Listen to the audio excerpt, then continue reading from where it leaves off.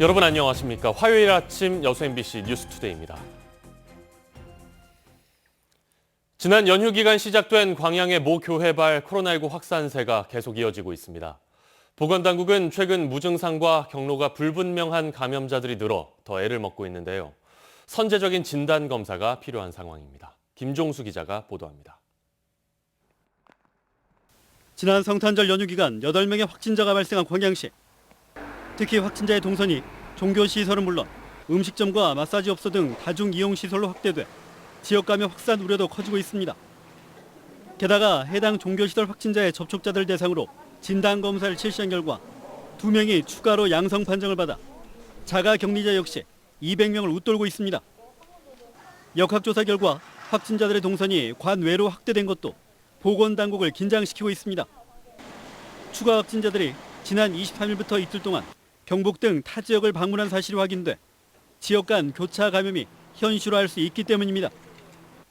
이에 따라 종교시설발 관내 확산 추세가 68번 확진자를 매개로 시작됐다고 보고 있지만 추가 확진자들의 동선도 면밀히 살펴보고 있습니다.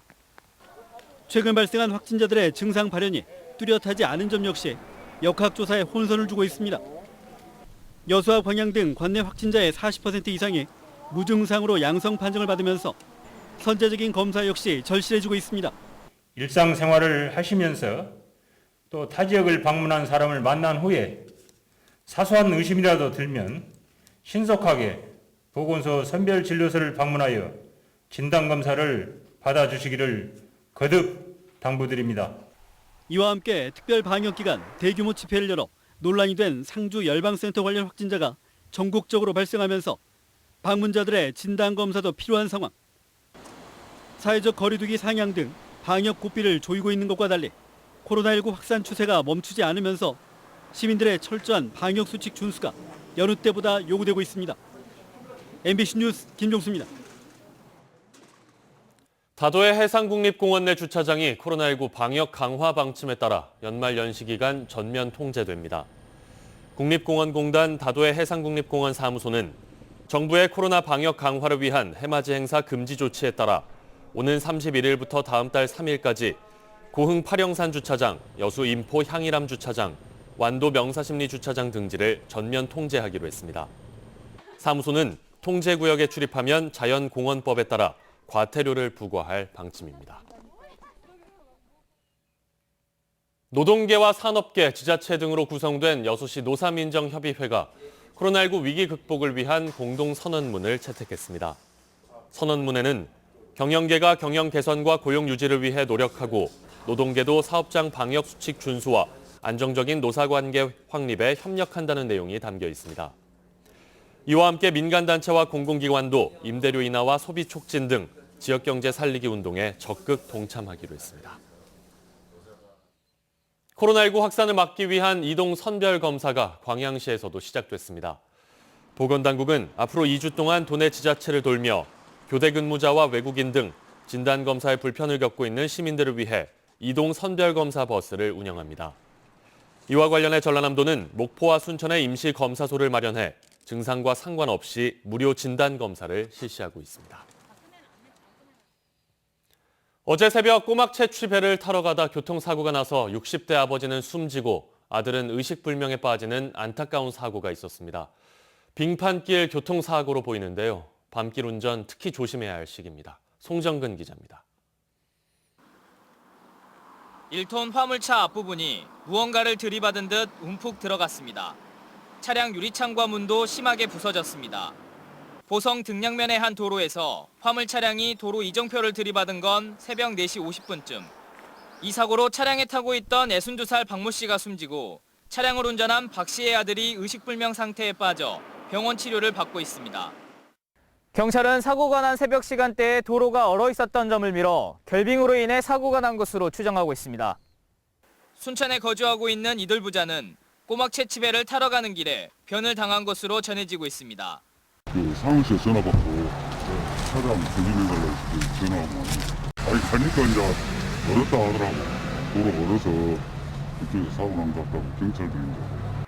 겨울철 빙판길 교통사고는 일반 도로 사고보다 심각한 피해로 이어지기 십상입니다. 도로교통공단이 2016년부터 3년 동안 노면 상태별 교통사고를 분석한 결과 결빙된 포장도로에서 발생한 사고의 평균 치사율이 건조한 포장도로보다 53%가량 높은 것으로 분석됐습니다. 제동거리도 차종별로 50km의 속도로 주행했다 급정거하는 실험을 해보니 제동거리가 최대 7.7배까지 늘어나는 것으로 나타났습니다. 터널 출입구, 다리 위, 그리고 응달이 많이 진 곳, 그러니까 그늘이 많이 진 곳에서는 감속하는 습관을 가지시는 것이 매우 중요한 일인 것 같습니다. 이번 주에는 수요일부터 눈이 예보된 만큼 빙판길 운전에 각별한 주의가 필요합니다. MBC 뉴스 송정근입니다. 전남 동부 지역에 강추위와 함께 눈이 내릴 것으로 전망됩니다. 광주지방기상청은 오늘 밤부터 찬 공기가 유입돼 아침 최저기온이 영하 7도 안팎으로 내려가면서 30일부터 1일까지 남해안은 3에서 8cm, 그 밖의 지역은 10에서 20cm의 눈이 쌓이겠다고 예보했습니다. 기상청은 내일 밤부터 전남 해안에 강풍특보가 발효될 가능성도 있다며 시설물 피해 등이 없도록 각별한 주의를 당부했습니다. COP28이라고 하죠. 유엔 기후변화협약 당사국 총회의 유치가 2012 여수 세계박람회 이후 범남해안권의 당면 과제로 떠오르고 있습니다. 어제 정부 차원의 적극적인 참여를 위해 전남과 경남 도지사가 한자리에서 만나 유치 붐 조성에 의기투합했습니다. 최우식 기자가 취재했습니다. 살아있는 바다 숨쉬는 연안이라는 2012 여수 세계박람회 주제를 계승하기 위해 남해안 10개 시군이 뜻을 모았습니다. 2008년 말 지구환경정상회의 유치 건의를 시작으로 13년간 준비해온 또 하나의 메가 이벤트 유치를 위해서입니다. 유엔 기후변화협약 당사국 총회는 정부가 고민하는 지역 균형 발전과 동서 화합의 완벽한 해법으로 영원함이 하나 되는 계기가 됐습니다.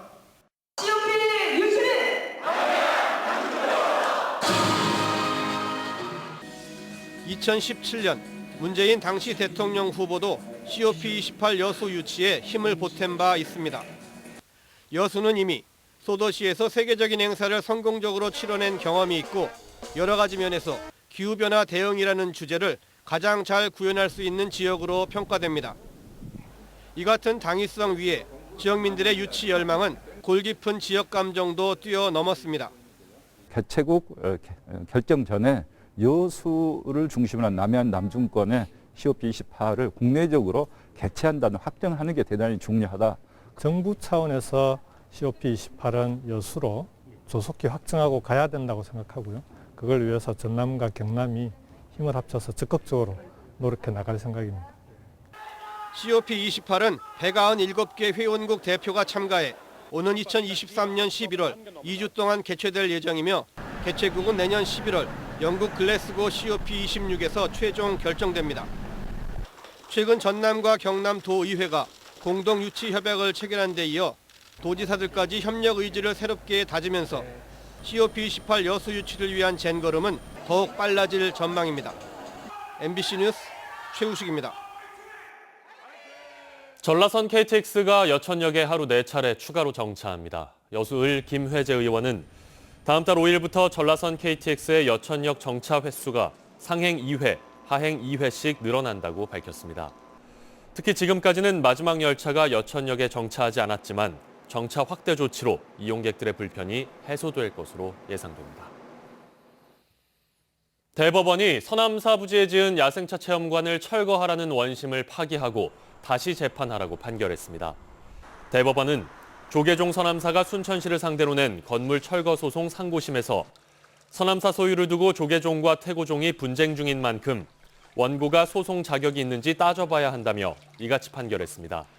순천시는 태고종 서남사의 허락을 받고 44억 원을 들여 야생차 체험관을 지었지만 조계종 서남사는 이에 반발해 지난 2011년 철거 소송을 냈습니다.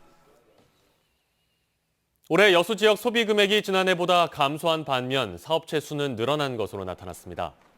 여수시는 국세청과 통계청 자료 등을 분석한 결과 올해 5월부터 지난달까지 관광객과 출퇴근 인원 등 외부에서 유입된 인구가 지난해보다 17.4% 줄었고 지역 내 소비 금액도 평균 0.3% 줄었다고 밝혔습니다.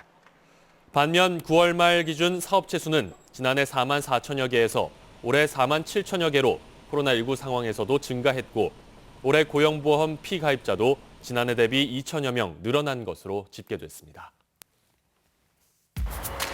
도로가와 주택의 사고 위험이 있어 보입니다.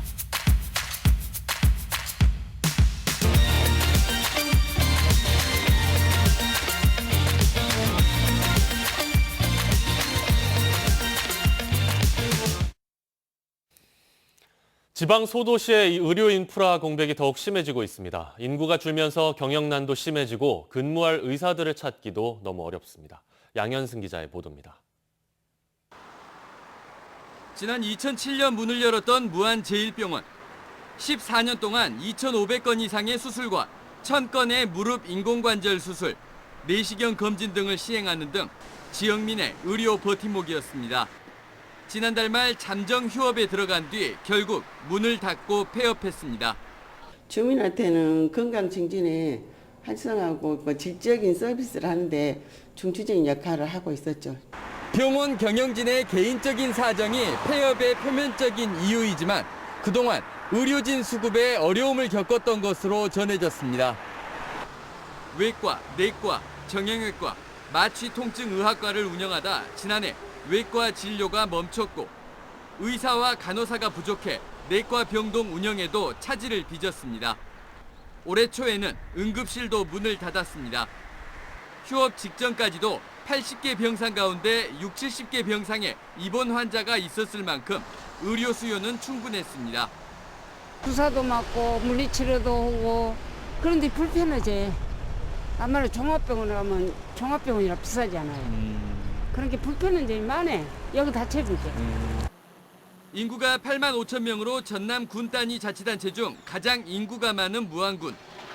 심야 응급실이 있는 종합병원은 한 곳에 불과하고 병원급 의료기관도 남학 신도시 한 곳뿐인 곳이 됐습니다. MBC 뉴스 양현승입니다. 침뜸으로 환자를 치료해온 구당 김남수 선생이 향년 105세의 나이로 별세했습니다. 김남수 선생은 무극 고향뜸을 창안해 환자들을 돌봐왔고 5년 전부터는 고향인 장성에서 침뜸 보급 활동을 해왔습니다. 또 그동안의 공로를 인정받아 국민훈장 동백장과 오바마 미국 전 대통령으로부터 자원봉사상을 받기도 했습니다. 고인의 빈소는 장성병원 장례식장에 마련됐습니다. 광양시가 관내 미세먼지 배출을 줄이기 위해 시민감시원을 모집합니다. 광양시는 지역에 거주하는 18세 이상 시민 5명을 선발해 내년 말까지 미세먼지 배출 지역 순찰과 예방 업무를 맡길 계획이라며 특히 미세먼지 농도가 높은 산단 지역을 대상으로 현장 대응을 강화할 예정입니다.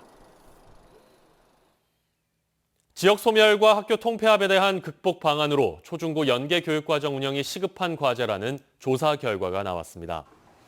전라남도교육청과 전남교육연구소가 온라인 설문 시스템을 이용해 지난달 6일부터 13일까지 교직원과 학부모, 학생 등 11,256명을 상대로 조사한 결과입니다.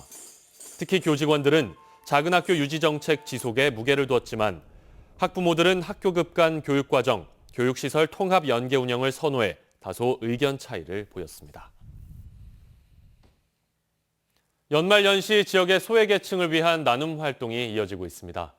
주식회사 Y엔텍은 어제 장학금 5억 원과 불우이웃 돕기 성금 5천만 원을 여수시 인재육성장학회와 사회복지공동모금회에 기탁했습니다.